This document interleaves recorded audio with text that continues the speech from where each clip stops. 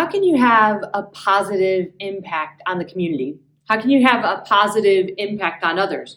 Who doesn't want to have a positive impact, right? Who doesn't want to build others up? And yet sometimes we get caught in these moments of going, I just don't know how, or it's too overwhelming because maybe the problem is so big, maybe the situation is so complex that we aren't sure what we can do, how we can do it. And so to begin to take those steps of going, all right, if I have a choice every single day to be a positive influence, to make a positive impact on those around me, what kind of things do I need to do? And so we get a little bit of wisdom from multiple places, but we're going to start with a little piece of wisdom out of Proverbs. And it says, a commander can be persuaded with patience, and a tender tongue can break a bone. All right, so the first part of that, a commander can be persuaded with patience. And here, to think about, when you take that step back, when you go, wait a minute, I need to gain perspective, there's also a sense of patience being related to endurance and not just popping off with the first thing that comes into your mind with making a snap judgment that really maybe isn't what needs to happen.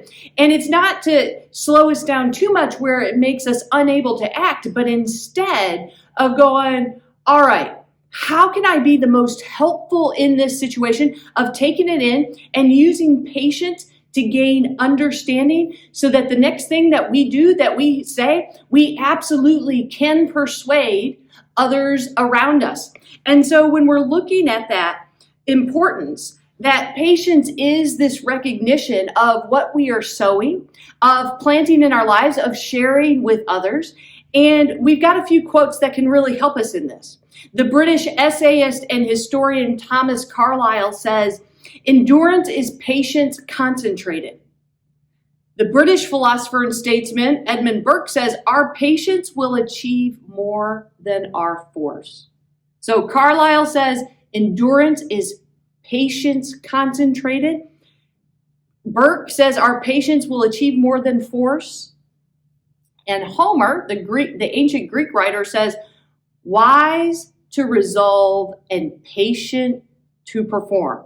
So there's this relationship of being able to be a little bit patient, that it allows our space to gain a little bit of wisdom, and that what we are doing, it's going to be far more powerful than being forceful, or that it is actually giving us a sense of how do we endure? How does this build endurance? How do we begin to think a little bit differently in the ways that we connect, in the ways that we influence, in the ways, even the things that we say, which is the second part of the verse, of how a tender tongue can break a bone.